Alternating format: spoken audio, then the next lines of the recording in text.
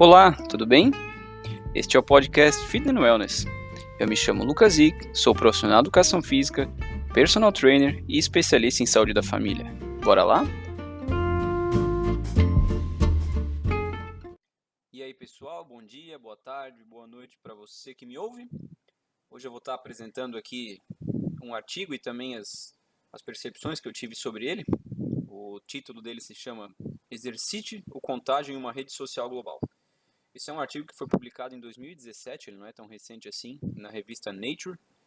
E ele trata sobre questões comportamentais, sobre a influência que as pessoas exercem em outras nas redes sociais. Nesse artigo em específico, possivelmente foi utilizado o aplicativo Strava.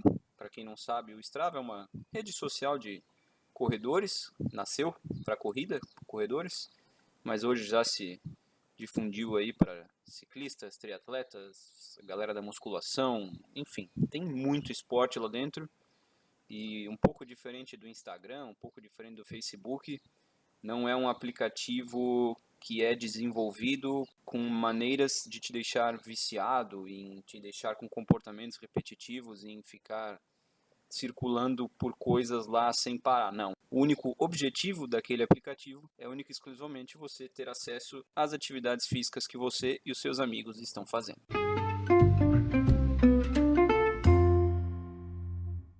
Bem, nos últimos anos, a gente sabe que é cada vez mais crescente essa inter-relação de áreas diversas de conhecimento, como, por exemplo, a ciência da computação, a economia, a sociologia, a medicina, a própria psicologia, enfim. Todas essas áreas, nos últimos tempos, ela tem um objetivo comum que é desenvolver estratégias e desenvolver estudos sobre o comportamento humano. O grande X da questão para o desenvolvimento desses estudos ou de padrões de comportamento para essa área é o seguinte. A gente, como ser humano, nós temos uma tendência de escolher amigos semelhantes a nós. Consequentemente, essa nossa rede social, e aqui eu não falo uma rede virtual, essa nossa rede de convívio físico, ela acaba sempre, e porventura isso gera um constante ciclo de influência entre nós mesmos, entre nossos amigos. Esse é o primeiro destaque que o artigo também trouxe e eu achei bacana deixar aqui. O que significa?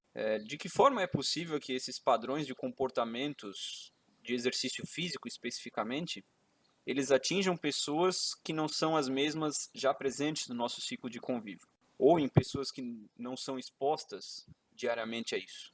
Em outras palavras, de que forma uma pessoa fisicamente ativa pode estar influenciando um sedentário? Com base nisso, esse artigo fez uma análise de exercícios diários que são registrados nessa rede social, possivelmente o Strava, em mais de 1 milhão de pessoas, corredores, nesse caso em específico, que correram ao longo de 5 anos mais de 350 mil quilômetros. É chão demais. Deu algumas boas voltas ao mundo aí se juntar todo mundo.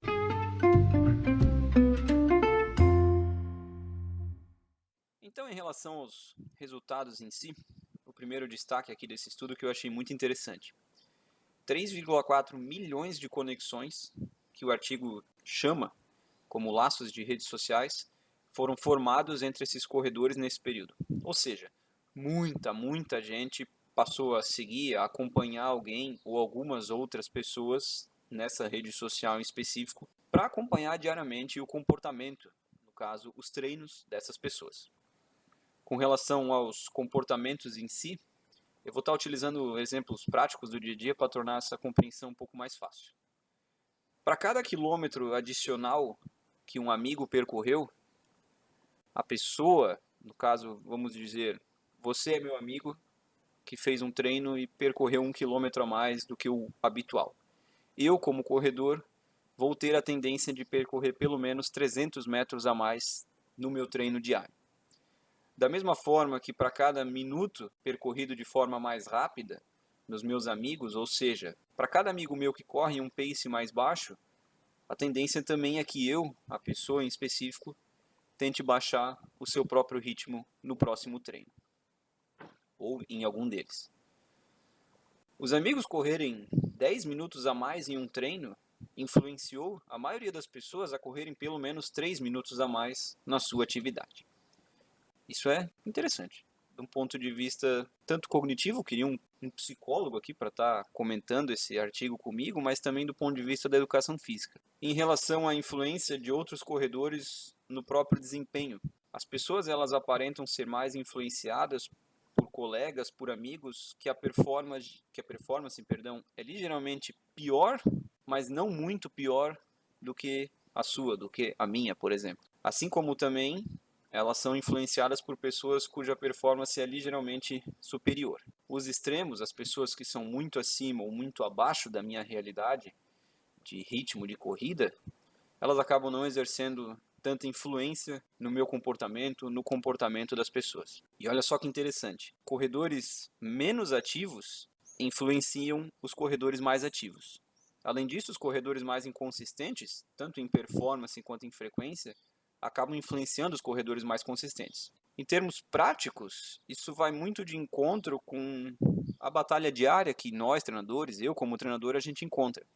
A tendência de nós, como ser humano, é estar se comparando sempre com alguém, em qualquer área.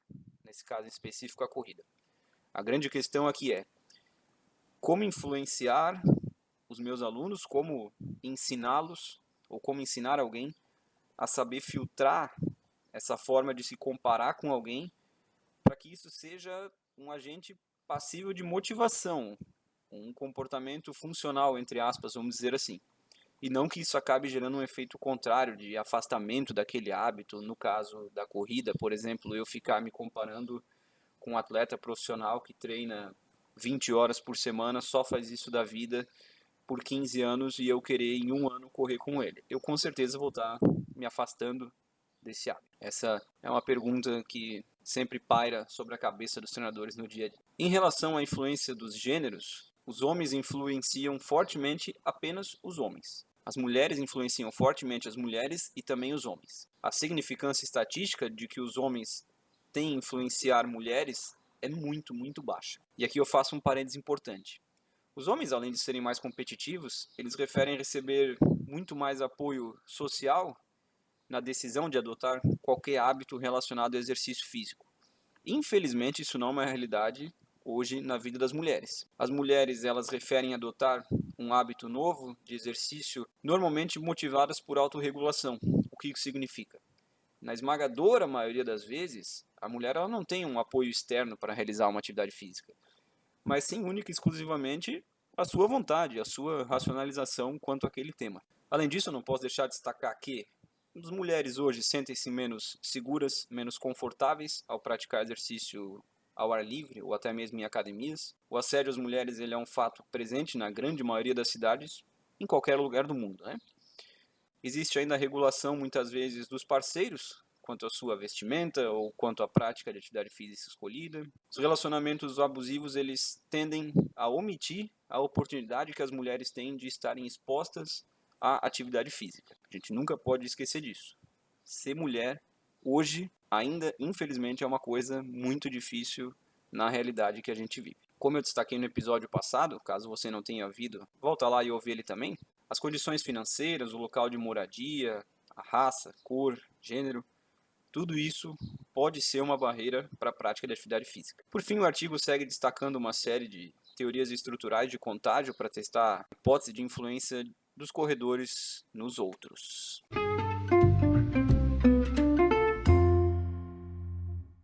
Galera, em resumo, o nosso ambiente, seja ele virtual ou não, ele molda as nossas ações.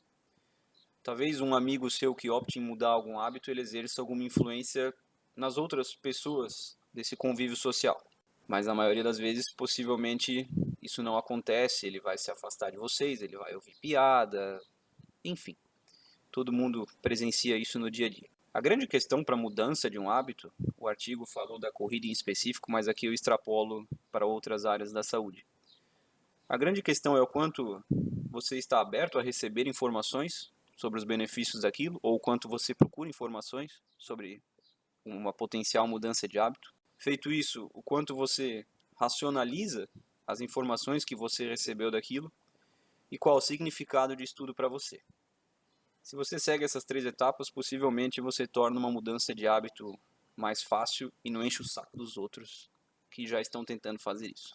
É muito difícil você conseguir se tornar um corredor, por exemplo, em um grupo social que sai para beber, encher a cara 4 vezes por semana, desculpa. Talvez você consiga, mas é muito difícil. Especialmente aqui se você for uma mulher ativa fisicamente, seja corredora, ciclista, praticante de musculação, crossfit, pilates, tanto faz. Continua compartilhando aquilo que você gosta da maneira que você acha correto. Muito, muito, muito possivelmente você vai estar influenciando outras mulheres a buscar e fazer a mesma coisa. Se você não obtém o apoio para a prática de atividade física dentro do seu relacionamento, que infelizmente ainda é um ato muito comum hoje em dia, eu sugiro que você converse com o seu parceiro, com a sua parceira, sobre as questões de saúde que isso envolve, sobre um possível comportamento disfuncional de ciúme possessivo, por exemplo, isso pode ser o caso também. Procure um psicólogo, peça para o seu parceiro procurar um psicólogo, um terapeuta. A grande chave aqui da questão é criar repertório cognitivo para transformar esse comportamento disfuncional em um comportamento funcional. Não só você vai ganhar com isso, como também o seu parceiro, tanto em saúde, em companheirismo, em carisma, em amor, enfim.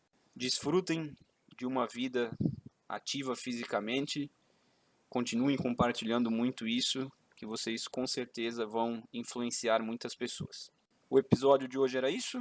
Foi uma leitura extensa, quando envolve muitas teorias sociais, teorias estruturais de comportamento. Normalmente é uma leitura pesada e trazer isso de uma forma mais didática, mais prática para vocês entenderem é um pouco cansativo, mas eu espero que eu tenha conseguido trazer algo de bom com esse episódio de hoje. A gente se vê no próximo episódio e até lá. Valeu!